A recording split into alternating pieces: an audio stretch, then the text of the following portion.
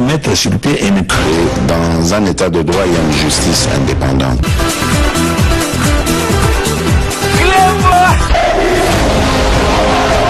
Ce n'est pas pour rien qu'il faut des causes.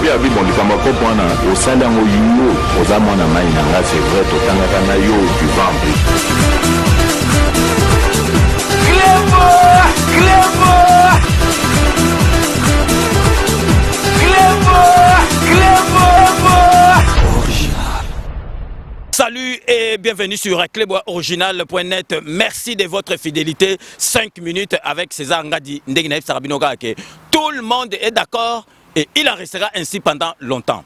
5 minutes à l'élo avant to banda na sujet à l'élo parce que tozaka na sujet moko parce que bandoki ya Congo bakosuka. Bandoki ya Congo bakosuka. Félix Antoine Tshisekedi président biso Fachi Beton azali na mission divine au Nzambe apesa ye pona Congo, donc Nzambe ako permettre ye à réaliser babiloko nyonso to azo promettre bana mboka avec Fachi Beton to komema bango kaka tina suka. Donc avant to banda sujet na biso ya lelo tozo kosala kamwa mise au point na moni omoni na mukili soki bato balingaka yo te, donc bato balingaka yo te soko zo sala mabe mingi bato, donc mukolo bako toucher bato bako sepela. Bon, mon akibino moko, donc précédente émission na biso ndeko touchaki, donc complexé wana motema mabe wana, donc il y a Fabien Kouswani Kawana, donc il fallait moko mutumuro à toucher parce que trop c'est trop, donc to bandoro tikaye azomono ndire bazali ko bangaye, donc émission mobiba banda ba ndebe émission élection salama émission de la IDPS contre président de la République. Yo mona wapi mutu même enseignement gratuit, école gratuite aux à la contre yango. Pour ça 100 jours, aux à la contre yango na pour ça 100 jours. Yé azalaki mutumora bandoro zila kansaki ke donc Vital Kamerhe a autant à président de la République. Donc esprit ma bé mon anara déjà nelongi. Donc vraiment na ABC yoke soko bimi libanda tozo zongi sayo. Monde bato ba sepelite. Donc yo loba pamba yo ko gagni na président Félix Antoine Tshisekedi na biso to longo libra qui président na pembeni vif président de la République amena yo menangote ozali soki na mboka nini entre état président zaki mwana ministre mwana ya premier ministre mwana ya PDG ya RZI yo zaki na vie wana oye, donc pour na do ba kotisi démocratie ba kosi état de droit ozo manquer mutu parce que mutu azali président de la République a ko répondre au té n'importe quoi ozo sakana IDPS ozo sakana IDPS yo Fabien Kouswani Ozo sakalanda IDPS ezali parti au lelo to lobela démocratie bana babandango papa Etienne Tshisekedi muta bandango yo obundana président de la République akala dictateur net Mobutu Sese Seko Kukungwendi wazabanga président fondateur obotami ozana impère obotama ti okufa ozana impère parti état, donc yo zo lo babiloko ba donc tozo s'occuper na yo s'occuper na yo, donc Fabien Kouswani donc wana ezalaki, donc il fallait to banda susu, donc to baksa mafuta et alors mon angui ko sala bino révélation pour comprendre que d'ailleurs masolo to retourna ngwe pa monganga Jean-Paul Jamba a expliqué bisona no soki mutu asali masolo aboye do yango na mutu eza biete nazako yebisa bino batutu bazolanda 5 minutes soki bomoni Fabien Kouswani azan motema mabendengo na mutu eza biente, donc akoma na en moko makamoko tribal émission na ye ezalaka teke pour esangisa bato ngai émission nga 5 minutes nazalaka na pona 5 sa peuple congolais pour na kiti sa peuple congolais motema, mais Fabien wana be mission eza pour na séparer peuple congolais, tribalisme haine, donc émission sur Otali, donc au commis Moutou, donc il y a catégorie moko boye, il y a province moko boye, mais ngai émission n'engezeli pour na 500%. Naningina Sabino boye bipona ni donc Fabien Kouswani Kazabo moi si na ye oyaza na ye na ndako wana obi ke abala petite nièce na ye donc moi si na ye ndako, donc bozo mona petite nièce na za mwana na yo,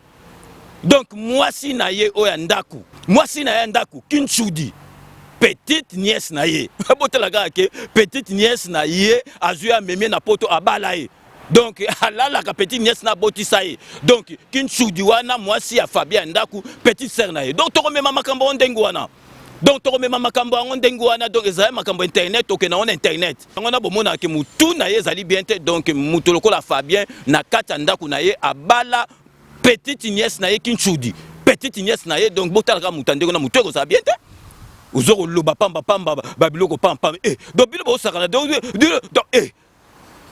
toro sans allure yo ebi mouvement yo Toro sans alire Ngaya Chindongo. Ngoto Bobo. Yo ebi mouvement yo. Yo ebi filage. Yo ebi Ngao.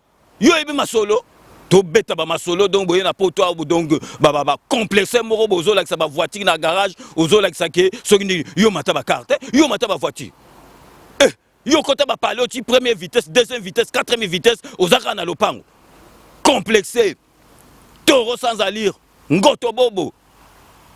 Ozo loba pamba pamba torozana yo tozana yo donc toko tika kayote au bimili banda tozongisi yo. Donc ça c'est César Ngadi Glebo tout le monde est d'accord. Donc yo bando mona bandete bazo qui pète et mission morote to mona aussi au lobela. Est-ce que babo yo critiquer Félix Antoine Tshisekedi même à ta trompe même Macron bah critiquer c'est normal aza président de la République bah ça na droit critiquer il y a eu des critiques sous tes motés mama be moté mali kundu olingi mboka na oto lingi ko séparer bana mboka batebele ba critiquer Félix Antoine Tshisekedi a président na biso Fachi Beton na ba internet yo moninga na kipa bango parce que na yebi ke ba msu ba sala ba beus na bango ba msu ba sala ngon esprit mabete mais yoza kadia mpemba soro diongo tozana yo mayele donc kendaka susu ba masolo wana yebara ke soro bimili banda tozozongisa yo na yebisi bino susu donc botalaka mutu donc mutu mubimba donc abala petite nièce na ye petite nièce na ye nde mwasi na ye ndako est-ce que mutu ne goza bien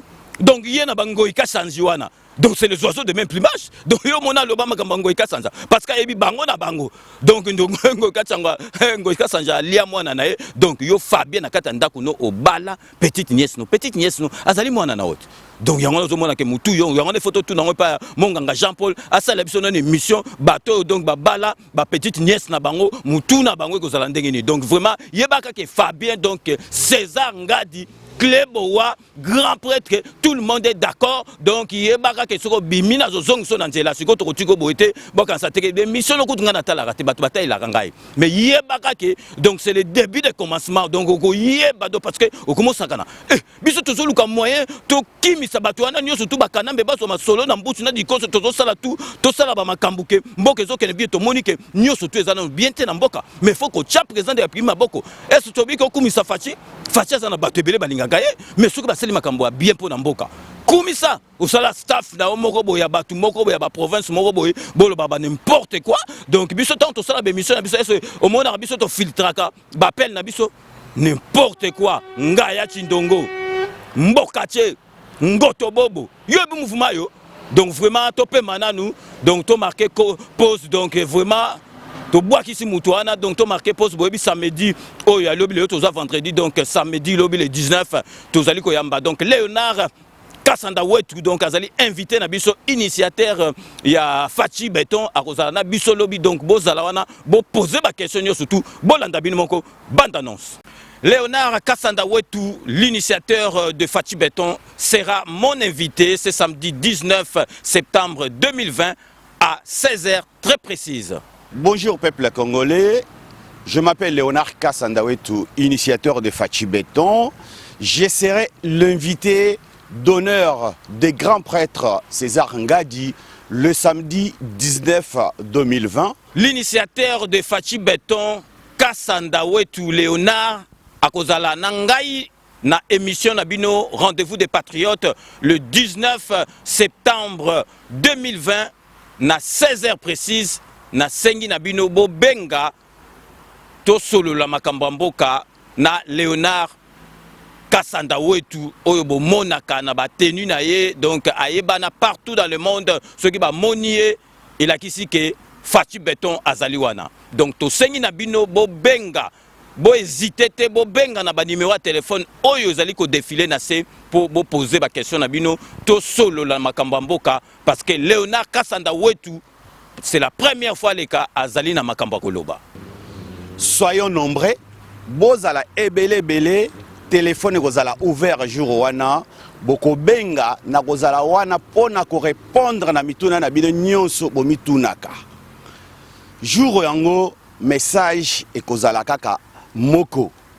Soutenons le chef de l'État, c'est notre frère Fachi Beton.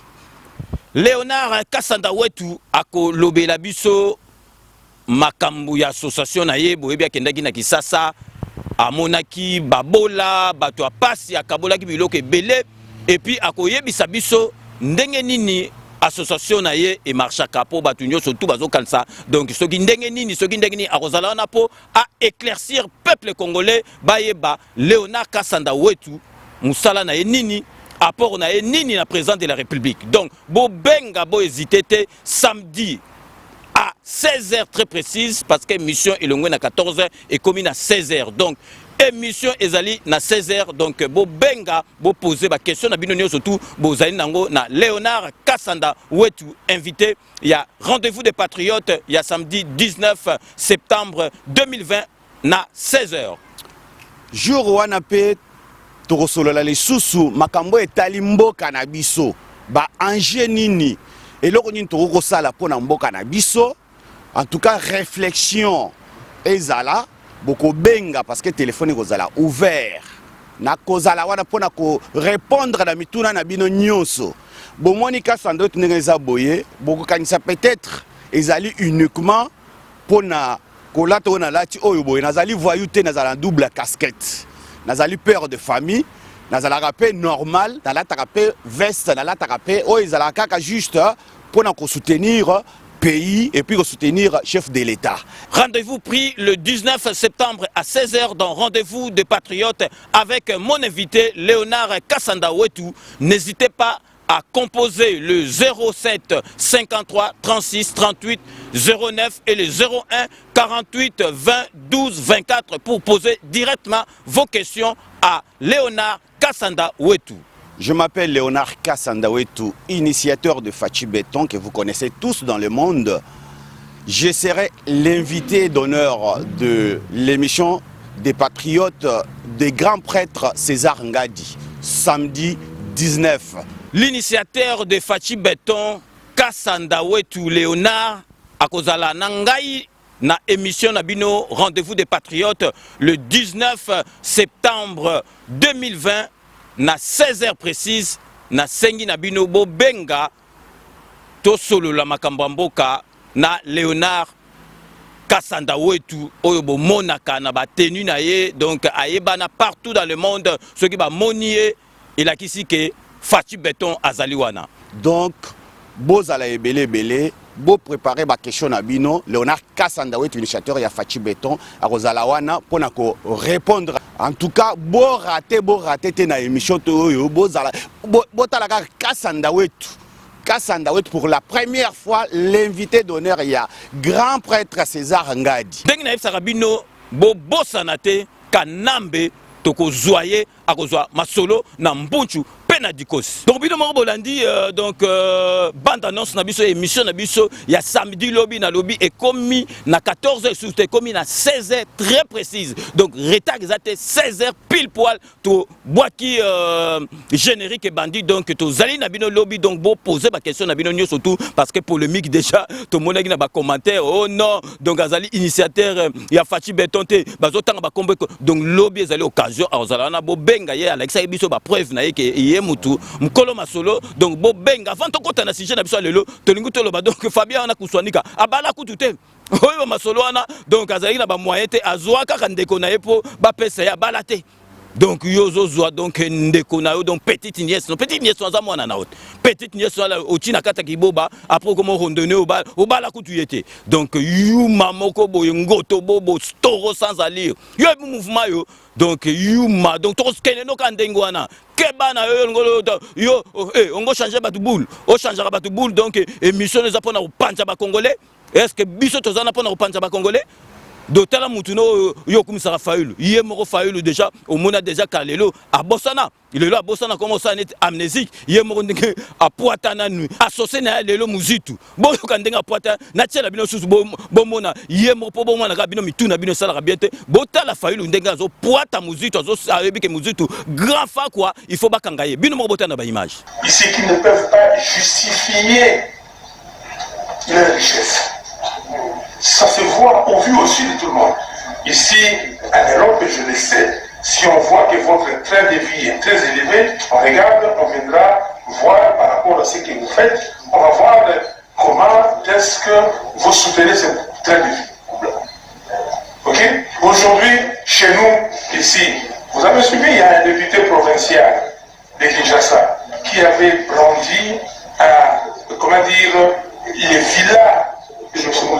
moment donné. Ok? Personne n'a rien fait. Normalement, le procureur général de la République devait se saisir de ce dossier. Mais si c'était un opposant, il aurait fait. Donc si si j'ai nabiso il y a lelo donc il fallait tout ça un peu mise au point on a tout bête à tout cette pour bah tu vas comprendre bah tout muso zo mona ka zolo ba bilobela mutu déjà c'est beba parce que ça dans masolo mokubo donc si ko bah que présent nabiso Fati Béton au moni un an kaka yango yo donc Fati Béton to comme na ba 3 ans Fati Béton on vend ça tempo donc beaucoup mon a parti Fati Béton biloko to zolo ba wana boyeba ke aza déjà motema malamu aza mona poto donc social les abiloko na ye bon mona siko ke ba australien ba yaki ya ba australien ba ye signature et salami ya ba contrat donc bazo s'occuper na Inga 3 donc kalate de l'estage o ekotika ka masolo o bato ba yeba ki na lera kanambe donc de l'estage ezali ko sila donc ba australien ba ye bozali ko mona na bilili donc ba australien ba ye bazo signer déjà ba contrat ba yambi ba on a présent siko bato ya bato ko ba fail bazo lo ba ke na muzituke o ba investisseur ba ya te bon ba australien baza ba koko na bino ba noko na bino donc mitema na bino mabe ekosuka mabe parce que Fati Béton donc monde entier ezali na confiance na ye Fonds monétaire ça la confiance na ye donc batu tout ça na confiance pour ba moni venzake donc yem tout donc azali comme même mboka na biso pays Afrique déjà c'est pas pour rien que année prochaine rozala président donc en exercice il y a Union africaine donc bino moko bota na bilili bo mona vraiment ndengi ba yambaki ba australien ba signer ba contrat nyonso donc Inga 3 ma solo kalate donc délestage to bosana yango. Fortescue Metal Group, l'un des plus puissants groupes miniers et énergétiques au monde, affiche sa volonté d'accompagner la République démocratique du Congo dans le secteur énergétique. Le géant minier australien arrive à Kinshasa avec une délégation composée d'une vingtaine d'experts conduite par son chairman, a été reçu par le chef de l'État Félix-Antoine Tshisekedi Tshilombo pour parler de son vaste et ambitieux projet hydroélectrique. En clair, FMG compte finaliser la construction et la production de l'énergie électrique du Grand Inga dans toutes ses composantes, c'est-à-dire de Inga 1 à Inga 8. Voilà qui justifie l'accord signé ce mercredi en présence du chef de l'État Félix Tshisekedi et du Premier ministre Sylvestre Ilunga Ilunkamba. À travers ce partenariat, les investisseurs australiens s'engagent également à produire de l'énergie verte non polluante à partir de l'hydrogène. The Congo can expect an injection firstly. Notre projet est très spécial. Nous ne parlons pas de Inga 3, nous parlons de Inga 3 jusqu'à Inga 8. Et notre objectif n'est pas de produire de l'électricité. Nous allons produire de l'électricité, mais également nous allons implémenter des grandes industries pour être en mesure de consommer cette énergie. Nous n'allons pas dépendre d'une quelconque demande, d'un quelconque nombre de clients. Et nous allons justement produire des engrais de qualité propre, nous allons produire des métaux propres, nous allons également produire de l'énergie propre. Des études de faisabilité étant déjà disponibles, il sera simplement question de les optimiser afin d'exécuter le projet en un temps record et à moindre coût. Motif de satisfaction pour le conseiller spécial du chef de l'État aux infrastructures, Alexis Kayembe de Bampembe, parle d'un rêve qui se matérialise avec la signature de cet accord. Vous savez que ça fait quand même plus de 60 ans qu'on parle de Inga. Et il y a eu pas mal d'investisseurs, pas mal de développeurs qui ont quand même manifesté l'intérêt pour investir. Mais il y a toujours des conditions. Il faut qu'il y ait les marchés, il faut qu'il y ait des collatérales, il faut qu'il y ait des garanties souveraines. Mais aujourd'hui, ce qu'ils offrent, c'est un modèle économique beaucoup très fort. Et ce qui est important, c'est comme ils ont signé aujourd'hui les MOU, et ils nous ont promis que dans 3 semaines, ils commencent déjà, n'est-ce pas, les projets. Et ils ne veulent pas aujourd'hui aller chercher les off-tech, comme on les appelle, les consommateurs, puisqu'eux-mêmes amènent, n'est-ce pas, l'énergie sur place en RDC. Au départ, la priorité sera donnée à la formation des jeunes Congolais qui seront sélectionnés pour l'exécution du projet afin de relever leur niveau aux standards internationaux. Une manière pour Fortescue Metal Group de répondre à l'appel du chef de l'État Félix Tshisekedi lancé aux investisseurs étrangers, les rassurant que la République démocratique du Congo garantit un climat d'affaires propice et bénéfique. Donc, bino mo bomo ndenga na lobake Fati Béton président na biso azana mission divine. Tango nzamba botalaka président de la République donc na Stade de Martyrs aye penza donc azoko bomba te kazali vraiment catholique chrétien pratiquant donc aye penza apesi mboka na biso na maboko ya Nzambe. Ba diabulu tu wana donc mboka na biso eza na maboko ya Nzambe. Donc ba diabulu tu besi mabe ko simba te. Donc botela ka donc ndenge na baza na mission divine donc makambu tout alobaki et puis boye ba ke président na biso soka promettre. Donc akosala ngo soka promettre te akosala te eza ndenge na ye depuis bandaka na bato musu bazo critiquer bazo le président de la République au lieu que nous sommes solo azoke de ba matanga. Président de la République boyebisi président de la République bokansi abanda ko kene mabatanga siko. Président bi aza motema boboto donc bandaka la biso to yebie aoya okufeli mutu ayepe donc aya vandi pa ngo kene pe chwaka donc aza déjà ndenge na ye kansi so comme président de la République a changé te akena makambo Sassou Nguesso. Moi ça Sassou Nguesso azali côté moro congolaise na biso akei et puis Sassou Nguesso bobo sali que Sassou Nguesso ayaki na l'air makambo ya matanga ya papa Tshisekedi ba président tout bazali Sassou Nguesso avanda tina suka bobo sali yango président na biso makambo ndengo wana abosa na rango te. Et puis est-ce que ba Fayulu muta profiter na IDPS na papa Tshisekedi est-ce qu'il y a matanga ya papa Tshisekedi corps ça soki 3 jours na sad aya pour mon na motema mabe président na biso makambo e banda sikoto ko kasate ke soki a comme président changer bo mona te ke ndega ya ba matanga e penza cortège ya matanga parce que ezana kati ya ndoto na ye ezana kati ya nzoto na eza inecheye ako changer te président na biso azali l'un ya batu o donc bato bazarata comme président ata comme na mbonga ko changer te bozo mona ko changer te abanda ba matanga sikoto bo critiquer ndenge asa mutu à côté de mutu na matanga eza na problème donc vraiment tongo beta c'était bo moni bandoka Congo boko sambwa ba australien les attaques ba chinois ba ni ba australien ba ye inga 3 donc na maboko na bango délestage abu pia donc makambutu malembe bo pesa fatita Fachi asali azoke na deuxième année kaka yango à peine et puis azoka bula pouvoir na ba ndoki na ba sorodiongo bilo bolingi makambu mususu kutu donc kanamba sala depuis 18 ans makambu mususu kutu et bandane époque coloniale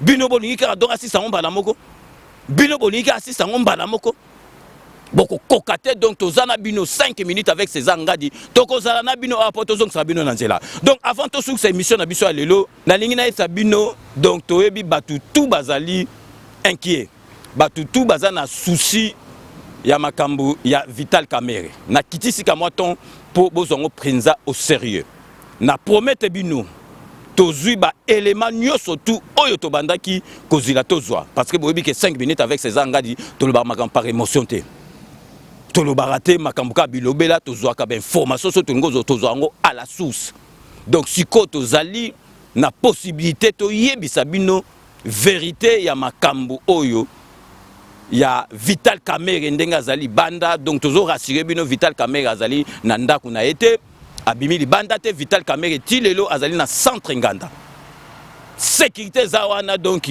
na ne salamate donc plus ou moins 50 policiers bazawana po na nini donc akoro nyamuka jamais tout la mwisi kutu bosana mais toko solo na bino po toko tika bino bo pesa biso avi na bino eza penza important. Donc, prochaine émission, donc lobby, tout ça samedi direct ezali, mais après direct dimanche, pour une émission moko, toko yebi sabino vérité, ya makambo ndengi Kamerhe azali kuna na centre nganda. Donc vraiment, to pesi bino rendez-vous, to yebi batu tout, bazali ko bangande. Démocratie bandaki bien, état de droit bandaki bien, ndengeni ni fatia koko sala boye, fati ndengeni akotika mutu wana communauté privilégiée. Non, ezali ndengwana te. Bino moko boye bi ke fatia koko sala réalité parce que soki lelo Vital Kamerhe prisonnier abimi libanda ou bien basambisiété.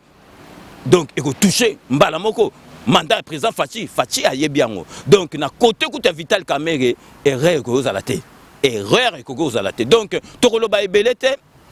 Donc on est allé kaka donc to check une puce à l'oreille donc boye baké dimanche pour émission dimanche parce que le lobby déjà samedi pour direct au tozala na rendez-vous des patriotes dimanche donc na la journée pour émission moko to expliquer bino qu'est-ce qui se passe réellement dans la situation il y a Vital Kamerhe. Donc rendez-vous to pesi bino yangwana donc to komina suka émission na biso ndenge na lobaka. Je vous laisse le soin d'en tirer vos conclusions et de me faire parvenir vos commentaires comme d'ailleurs vous en avez l'habitude. Boyebika so to komina suka ya émission to kotika te.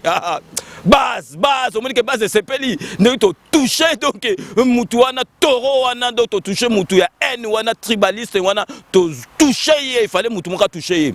To bandoko qui peut être mais to moni trop c'est trop il fallait to toucher aller un peu gazma comprendre que non nakati ya nasima fachi donc ba yaya baza ba noko baza parce que président na biso moko baza noko yaya mwana kin donc ba yuma ba mboka che ba ko dominer biso te donc vraiment il fallait toucher donc base bo sepela ki donc ton zuba coup de fil donc et sengo trop donc vraiment toko bossa na kate base il faut qu'on pèse sa base mbote donc vous allez ko banda na Saint-Denis pour na ko pèse petit nanga ito petit nanga atimba petit nanga donc vraiment masolo mbongo ayebi yango donc na félicitaka ye parce que na zoké exemplaire parce que na âge na ye ba jeune mususu basala n'importe quoi mais ye na mwasi na ye donc bakota idolo donc gérance ya makambo belé na Saint-Denis na zali ko pèse Blaise Zebele. Donc Blaise Zebele donc ba mbote ebele donc yeba ke vient na yo toujours azali wana et puis yo vraiment merci na nyoso tout au sala rapport na 5 minutes avec César Ngadi na keimba la moko na Luxembourg rapport na repesa kitalatala de Luxembourg petit nanga kitalatala de Luxembourg donc vraiment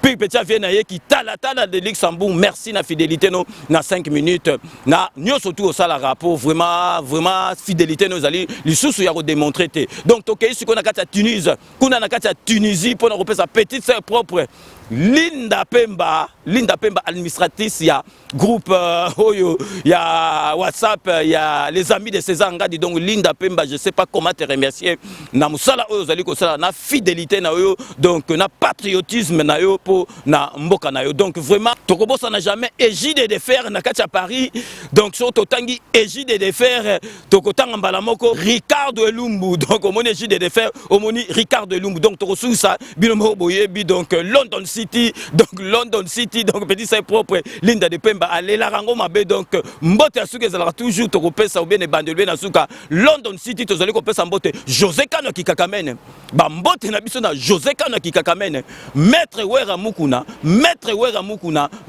Rajamoule donc c'est la fin de ce 5 minutes avec César Ngadi merci de l'avoir suivi cette émission a été réalisée par le grand réalisateur Yalolo Chouami assisté de Doudou Swami Doudoudé donc restez connectés sur Clébois Original. Vous n'avez pas tort. D'ici là, portez-vous bien et à très bientôt. N'oubliez pas, tout le monde est d'accord et il en restera ainsi pendant longtemps. Bouébaka que Kanambe Tokobigi ça a été Kanambe reçoit Masolo Nambuchu Penadikosi Abou Pia. To vandi tranquille Namboka Nabiso. À très bientôt.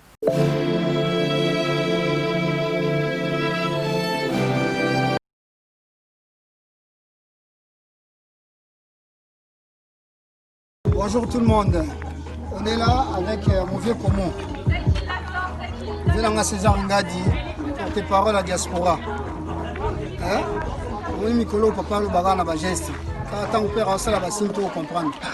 Dans la conteneur vendredi prochain, promotion il y a 30 cartons. Donc il y a 3 cartons, au foutu 2 cartons, carton moi il fait les. Tout ça on a besoin de 30 cartons.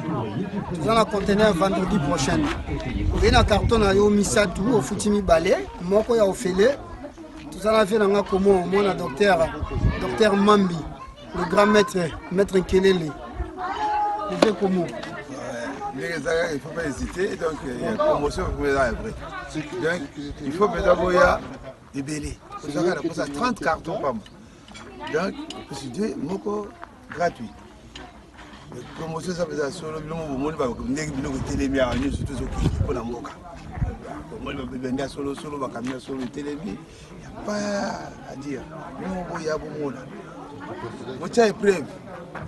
Yo tie au monde qui simanango tu vas dire faire il y a minga kolobate. Les bazali tout ça collaborer à tout le monde. Il n'y a pas tout il y a diaspora boya. Tu as la poste à la bino, tu lingi bino, tu lingi mboke tongoma. Il y a bino tu vas ça ba ngia pele ti ba tracteur ba ni. Et ça okende. Tu koyokana mbongo zate yaka tu koyokana. Tu chama kamne so anji. Basola kaka. Gagnant. Ah. Oui, Mikolo père a le bagana ba geste. Donc père a le bagana ba geste, bana baza connecté. Bobo Sanaté to préparer mission à César Ngadi porte-parole à diaspora. Obiga douane na Congo est moins cher. Douane na Congo est moins cher. Et donc ça la douane est à la chère na Congo, ba taxe leki et belé donc papa fota makambo. Ba taxe leki et belé. Calculer la conteneur au foutu douane 4800. Ba taxe est 7000. Hein? Papa, ma solo porte-parole à OPC Langon César Ngadi.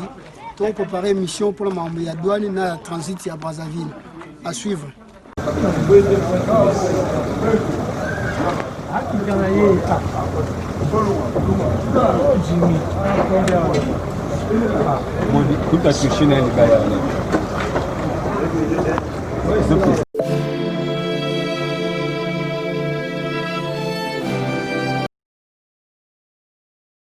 Sepela TV et na makambu ya sika lisusu. O ba chaîne ya France eza na kati.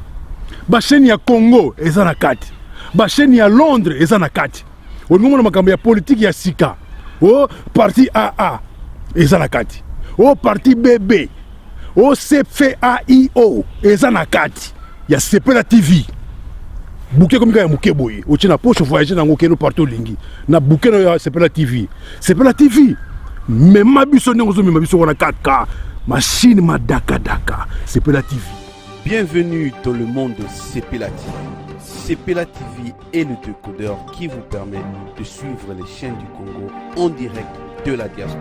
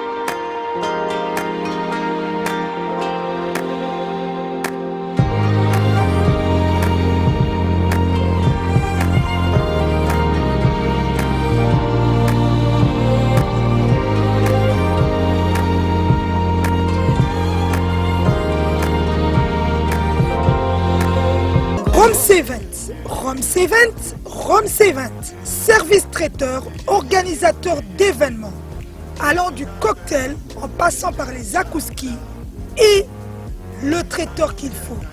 Vous avez toutes les spécialités, africaines, européennes, asiatiques, du monde entier. Quel goût, quelle perfection, quelle propreté.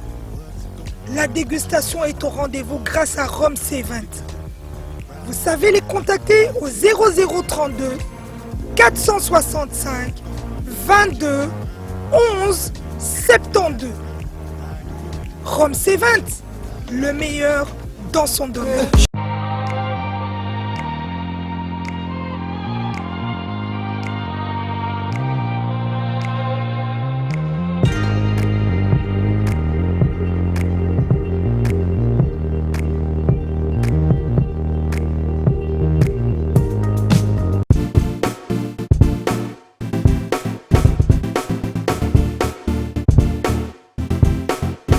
On doit mettre sur pied et mettre dans un état de droit et une justice indépendante.